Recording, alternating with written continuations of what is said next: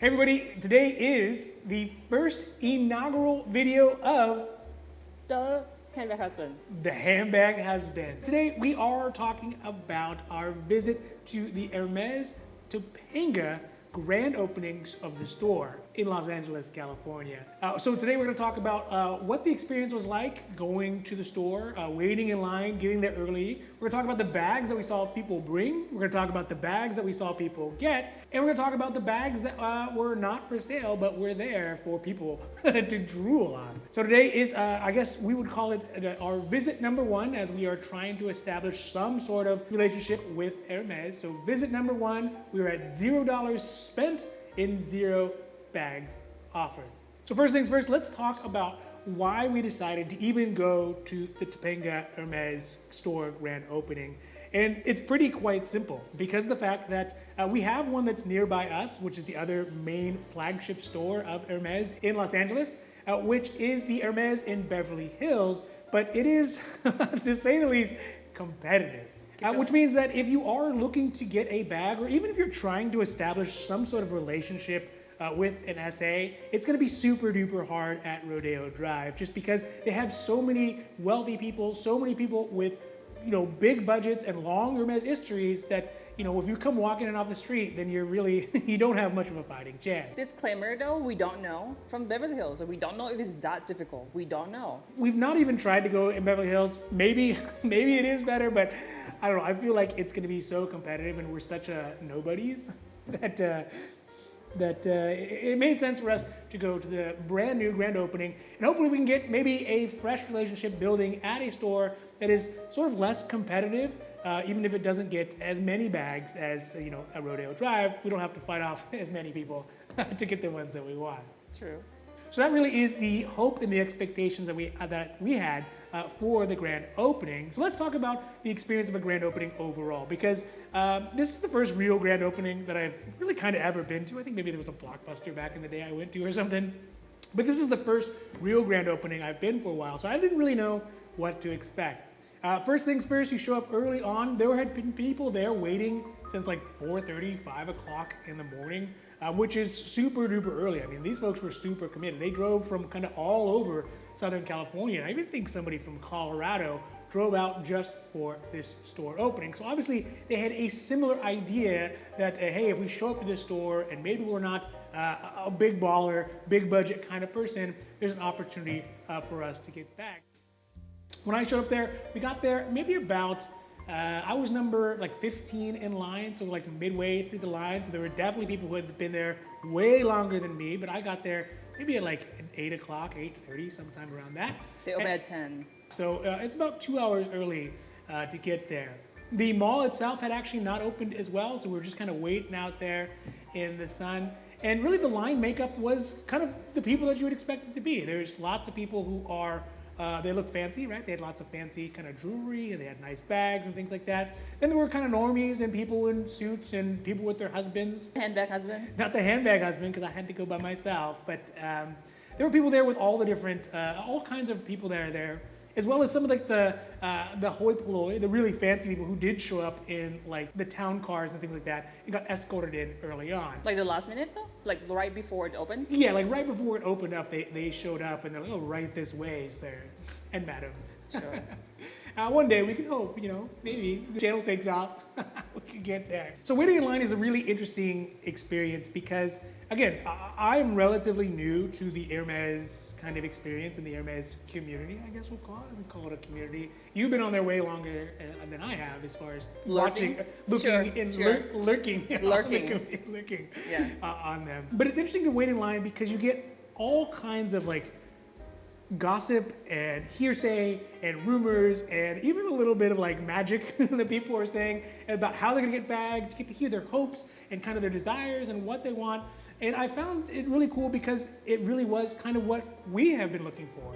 These folks seem to be kind of in the same boat as us and kind of have the same questions as far as how does one get a bag? How much money do you have to spend? Was there a $1 to $1 rate, a $2 to $1 rate? I heard someone walked in randomly in Las Vegas and got it.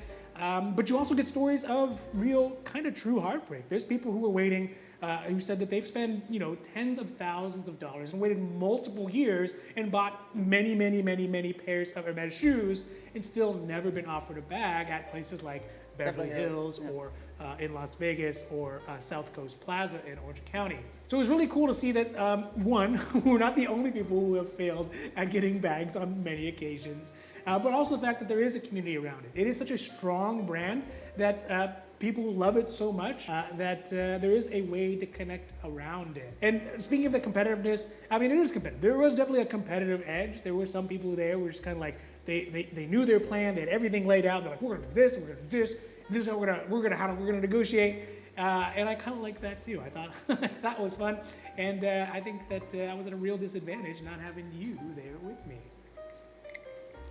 Of course, one of the greatest pleasures of waiting in line is getting a chance to see the myriad of Hermes bags that were on display. People who brought bags, you get to see them in the wild, which oftentimes you don't, right? There are a lot of bags that people maybe only bring out for special occasions or never, and just kind of admire them in the closet when they have them. Just to keep the smell. There was a Kelly 25 that was absolutely beautiful. It was gold on gold. A lady was carrying it around. I don't know what to call them, but it definitely was a showstopper. And then there was also, I think, maybe like a Birkin 30 that was in white with gold hardware and a green horse charm, which was pretty cool. Not my taste. I'm not as daring to wear to have a white bag. Rodeo? No, it was green. We'll put the picture horse up. is called rodeo charm. Oh, the horse is called rodeo charm. See. Rodeo charm. We'll put a link up here. I'll put the pictures up so you all can see them as well. And there was also a lot of other Hermes bags that, again, I'm not super familiar with because our main focus is the picnic. The picnic. I'll take a Kelly. I'll take a Birkin. I'll take a Shadow. I'll take any of the Shadows, really. You like the shadow? I like the Shadow. Yeah. Yeah. All right, so after waiting in line, and the line definitely grew pretty substantially by the end of the time where they were starting to open up the store, you start to see all the Hermes SAs and executives and all the staff coming in, and they have some pretty amazing bags as well. I didn't catch them because they were real quick. A lot of them were just kind of scurrying in and scurrying out. But they had some amazing bags that they brought in as well. Obviously, the most important point was the time they started letting everybody in. And a lot of folks have been waiting there for hours and hours and hours. I'd been there for basically 2 hours. So we were ready to get in and take a look at it. And they brought us in 18 at a time, first 18 at a time.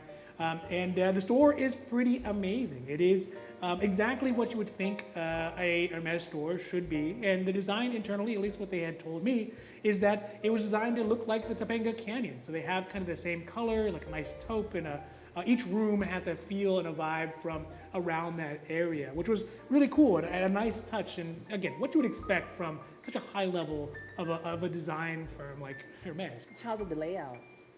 So the layout is you walk in, and then on the left you have the leather department as well as one private room, which got used a lot, a lot. We'll talk about that.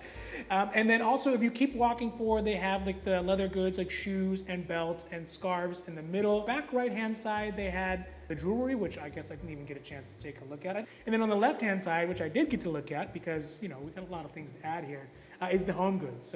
So like tea sets and chairs and those chairs that say look with your eyes and not with your But obviously the biggest focus for most people coming in was the leather department, and kind of early on, right when they got in, everyone got scooped up by either an SA or they got scooped up by a member of the executive staff from Hermes. So you got a chance to really talk to some of the people who you would never see at the Beverly Hills Hermes store or at the boutique or at all. These are people who work in the offices and have been there for many, many years. But it was cool to see that all of them kind of pitched in to make the experience amazing. And in fact, I was able to work with the assistant manager from Hermes, who was great. He was a really nice guy. Got a chance to chit chat with him about what his expectations for the store was. And I also got to talk to a gentleman who was a master leather craftsman who they imported from New York. They immigrated him? I don't know. They brought him in. They brought him in just for this one event. Pierre, let's shout out to Pierre. They brought him in. He was doing the embossing and answering all kinds of questions that I know that I had about like how they make the bags, how they construct the bags. Yeah. Wait, so what does he do exactly in So he New York repairs store? the bags. So he works at the Madison store, okay. and if you have a bag that needs to be repaired, then you can send it into them, and if they can repair it, then they'll repair it. Yeah. And that's his job, is like to look over all that and do that. A very, very cool guy. And you can see that, I'll show the video here, you can see that there was a lot of bags that they had that obviously were not for sale, that are just like at that untouchable level of you're never gonna get a hold. Maybe if you buy a sofa, then you buy the sofa and you buy the saddle and like 150 riding crops and some jewelry, then you might maybe get offered. So they had the picnic basket one, the Kelly, what called Kelly picnic. Kelly picnic, yeah. The Kelly picnic. They had the Himalayan. Oh, they had the Kelly. What was that 25? It's a Birkin. Was it Birkin? And they also had the shadow. Oh, they had the shadow. The Kelly shadow. The Kelly shadow. Kelly cut shadow. The Kelly cut shadow, which was really cool. I like when they have like just kind of the imprint on there. It makes it look nice. It's a shadow. It's a shadow. So yeah, the staff were amazing. I got assigned to an SA who was very knowledgeable, very experienced. And that being said, I will say we didn't get offered a bag. So we are. Because I wasn't there. Yes, I do think that if you were there, we would have a way better chance to get it. But we're gonna have an appointment. We'll come back. We'll establish a history. We'll buy some stuff, and then I think that'll work out. And we'll keep it in the log here. The thing is that we did see lots and lots of people getting bags. There were people getting Kellys. There were people getting Birkins. I'll put some of that up here as well. Obviously, I'm not gonna show the faces because I'm not a bad guy. Can we cuss? We can't cuss. I'm not a jerk. Okay, so we'll put that up. And so there were bags getting there. And of course, the initial feeling is like, how come I can't get a bag? I was that guy. I was like, oh, how come I can't get a bag? These people are getting bags. These people are getting bags. And there were so many people and it was happening so fast that they couldn't go into the VIP room. So a lot of times they were doing it. The private room. Yeah, not in the private room, but they were doing it kind of not out in the open, but sort of out in the open. And there's a reason why they don't normally do that, because of things like this. But of course, I was kind of like, hey, I see these people getting bags. But this goes back to the stories that we've heard in line. And I'm assuming they're telling the truth, because they would have no reason to not tell the truth. But some of those people had said, hey, I have literally been going to the Beverly Hills. I've spent tens of thousands of dollars on shoes and belts and dresses, and I have never been offered a bag. And so, seeing those people get those bags and later thinking about it, especially on the drive home and after talking with you, those people, maybe they were in situations where they should have gotten a bag at Beverly Hills, but it was so competitive that they could just never actually have one in stock to get it offered. So, but then again, we don't know. Again, this is hearsay. 100,000% speculation. Yeah, exactly. Assuming they were telling me the truth. I think that when the point of having a Topanga store is that folks like this could actually maybe even get in line and get to a point where that line gets to the point that they can actually get a bag that they wanted. All right, overall experience for the store and expectations for the store. I know for us, we wanted to establish a relationship with an SA here in the United States. We've been really pretty successful shopping outside the United States, but those things, they don't carry over. So when I talked to our SA, we put in our information, nothing came up to show any of our previous histories, none of our bag purchases, none of that stuff. So it really is starting over, and that was the point of going to Topanga. I think it's really an interesting perspective, though, because the fact that we have been successful, because the fact that we have gotten multiple bags in the past, now coming back to going back to the starting line, but knowing what the expectations are, having those hopes, not having any relationship, but also knowing that if you put in the time and the energy, there is the chance to get those bags down the road. Maybe. Potentially. We'll hopefully, see. Fingers crossed, We'll right? see. That you can use those skills that we've developed as far as getting bags and interacting with our SAs and being good Hermes clients to be good Hermes clients inside the United States. So I think that the expectation for this one is that we're going to continue to build our relationship with our SA. We have tons of things we need to get for the house and for just kind of knickknacks here and there and some of the cool stuff that Hermes offers. And I think that in that process of picking up those things and again developing that relationship, I would imagine that as those visits grow and as those numbers grow as far as money put in, hopefully there'll be some bag offers on there as well. I don't know if we'll take them all, but you say no. Yeah, we could say no. No, you already did say no to a bag that I offer you. Oh yeah, I forgot about that. We did get offered a bag. I should have totally mentioned that. So I got offered a bag for the wife. So the things that I was looking for was for myself a a money clip with a little kind of stamp of leather on there, which I thought was pretty cool. I was also looking for a Sac de Pêche 38, the double fold. It's kind of a more, it is a more masculine bag, but it's something you could take to work. And then for you, we were looking for obviously a Kelly 28? 28 and up, yeah. And up. And then also the Birkin 30. 30 and up. 30 and up. Looking for me, I was looking for a Birkin 35 or maybe a 40, something that I could carry as well, in addition to the Sac de Pêche or my normal briefcase that I have now. So What Sac de Pêche did it have? they didn't have any Sac de Pêche. None? Yeah.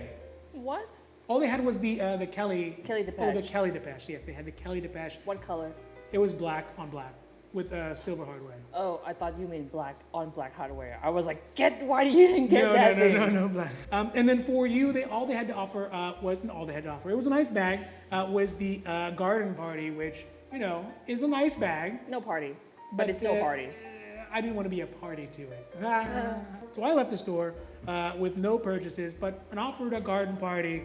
And again, I think the thing that I like most about the store is that it is not Beverly Hills, right? You're not going to see super fancy stars and Kardashians or whoever coming in and out. I think it's more of a low-key store, but it's not so small that they're never going to get any bags. It's not like an LAX Hermes or something that you're going to find in a commuter terminal where they have just scarves and a couple like small leather goods. It's big enough to get bags, but maybe small enough that there's not the immense amount of competition that you would find with a flagship store. What do you don't like about the store? The thing I don't like about the store, I really think that the location is kind of chintzy. Like the mall is actually getting a lot of nice stuff. Like they're getting like a Chanel and they're getting some other upscale stores. That the location is not ideal. It's ideal probably for Hermes because it's kind of in a very high-end area, or there's high-end areas around it where stars have, they keep their horses and their ranches and stuff like that. So it'd be a good place to get there, but most of those people who have that much money, they're already going to have an established relationship with the Rodeo Drive. So, it's really meant for kind of the Bush League folks like yours truly to get an opportunity, hopefully, to get it back.